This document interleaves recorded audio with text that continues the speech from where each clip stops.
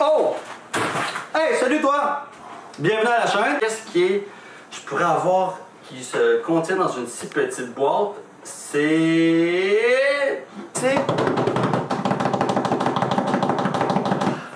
des isopods! Ouais, comme c'est marqué dans la description de la chaîne, moi je suis un grand passionné de cloportes, d'isopods. Ici, j'ai une nouvelle variété. J'avais déjà des Armadillum et là ici on a des Porcelito Levis. Ils ont une morph qui sont orange. C'est une particularité de cette espèce. Ici j'ai la même espèce Porcelito Levis mais la morph Derical. On va vous les montrer tout à l'heure. Ici ce sont le morph orange comme je disais. Donc je les ai achetés, ils viennent dans un petit contenant comme ça, avec un coin humide et un coin sec, mais là je trouvais que la colonie allait assez bien. Dans ce petit pot, j'ai eu beaucoup de bébés, on les voit circuler. La colonie va bien, tout va très bien. Donc il est temps de leur faire une maison beaucoup plus grande, comme celle-ci, parce que j'aime bien avoir des jumeaux. Donc on va voir la même chose et en même temps, spécial de la... Je vous le dis pas, on a payé une tonne en shipping et en frais de douane pour les avoir pour vous, juste pour vous, en primeur sur la chaîne de la marque Lugatti. On les remercie quand même pour le produit, ils ont été très gentils. La livraison, ça s'est très bien été, j'ai reçu le colis dans les temps, j'ai aucun problème à ça, c'était bien emballé. Dans la commande, j'avais acheté ça. J'avais acheté ici un petit bois de cactus qu'on va aussi incorporer, que je trouvais très joli. On avait commandé d'autres sacs de terre, on avait commandé de la bouffe pour gecko ici, pour des geckos à crête, pour nos geckos à crête. Il avait vraiment adoré le mix, mais on va vous faire une vidéo juste sur ça, sur les reviews, sur les saveurs qu'il y a. Ici on avait fruits de la passion. Ce qu'on avait trouvé intéressant, mais on ne veut pas parler de ça dans la vidéo, c'est qu'il y avait des Dubia Roaches dedans. Ça c'est pour une autre vidéo, c'est une autre histoire. Donc on va commencer par ouvrir le sac. Oh! Alors qu'est-ce qu'on a? Tu peux voir, on a un beau mélange de feuilles que les isopods vont adorer manger. Encore ici on a une belle grosse feuille. Un beau mélange, je peux voir qu'il y a du Spain Choke Moss. Donc je crois que ça va être idéal pour mes isopods.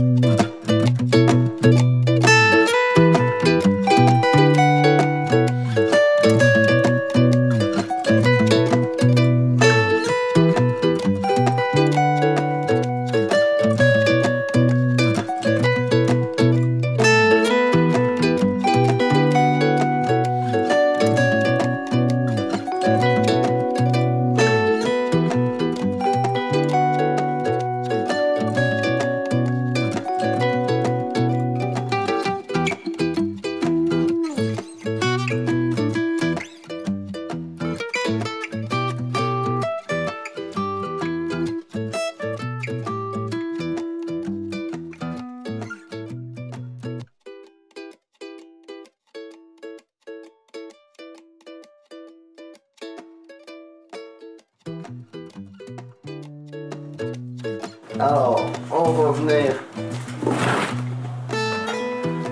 placer tout ça. Donc, aussi ce qui est important, ce que les isopods vont aimer, c'est avoir une partie sèche et une partie humide. Si voyez-vous, j'ai ça sur un peu gros, mais il pourrait bien coloniser le dessous, comme j'ai fait ici, pour ça. Donc, on va prendre ça, on va prendre notre... je vais en prendre des belles couleurs. Donc on va mettre une bonne couche de terre. Je trouve qu'il en manque un petit peu pour leur faire, là ça laisse creuser beaucoup de galeries. Ce que j'aime bien faire, c'est je vais faire une motte.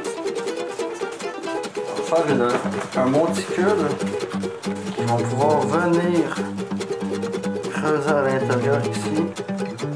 Voilà. Quelque chose de joli. Ah ouais, c'est vraiment un beau produit, des belles feuilles. Génial. À date, je suis content. Donc, on va venir ajouter une petite déco ici. Je vais peut-être mettre de la mousse en dessous. J'aurais juste à la lever et venir asperger pour leur donner leur humidité, leur petit fondant. Comme ça, je préfère. Plus joli comme ça. Entre le humide et le sec, je vais leur faire une deuxième cachette. Elle aussi que je vais pouvoir venir facilement asperger. J'ai juste pris toujours de la belle Spongeugmoss. Je prends de la mousse. Je vais venir l'insérer délicatement à l'intérieur. On laisse quand même assez d'espace pour qu'il puisse circuler. Donc on le remet comme ça.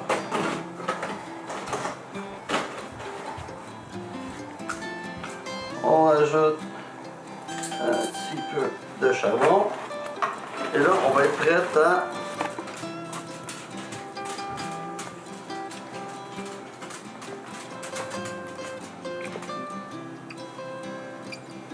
à ma petite crevette.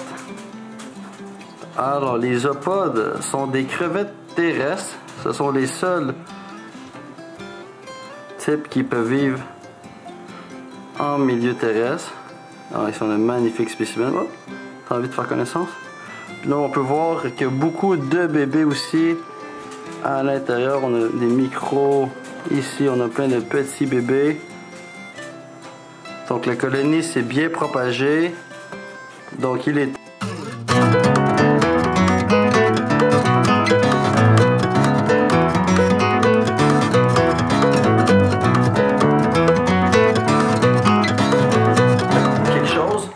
Faut surtout pas oublier une source de calcium. Je vais venir le découper comme ça. Je vais venir en déposer à certaines places, un peu partout dans le terrarium. Ça, c'est de l'os de sèche.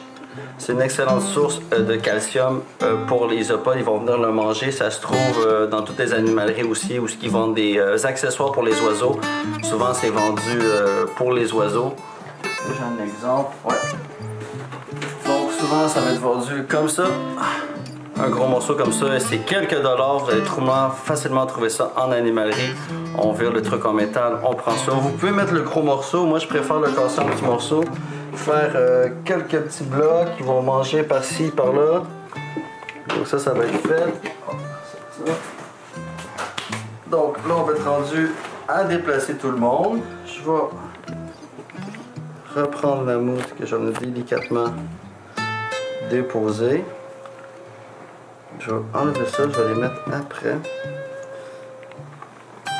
En fait, on va faire une étape très importante. Mais le sol est quand même assez humide. À noter, très important, si vous n'avez pas un mélange comme ça pour faire votre terrarium à isopodes ou à cloporte, il y a des mélanges que vous pouvez faire. Mélanger avec du top soil, du repti-soil aussi pourrait faire l'affaire, mélanger avec du coconut fiber. Vous pouvez le mélanger ça aussi avec du sable. Vous allez mettre de la mousse que vous allez émietter, vous allez mélanger ça, tout ça ensemble. Avec du charbon, vous allez bien mélanger pour faire une terre. Ça risque d'être sec au début. Donc le premier arrosage, ça serait, avant de mettre les isopodes, ça serait de bien arroser, bien mélanger la terre pour qu'elle soit humide. C'est ce qu'on appelle le premier arrosage, pour que la terre reste humide. Et ensuite, vous avez juste à venir vaporiser de temps en temps pour pas faire comme ici. Voyez-vous des fois ce qui va arriver. On va avoir une couche qui est humide, on va avoir une couche qui est sec dans le bas. Donc ça, c'est à éviter. Ça veut dire qu'il va falloir que je fasse un arrosage plus dans celui-ci. Donc, celui-ci, je peux voir, c'est quand même assez humide. Je vais leur donner un petit coup.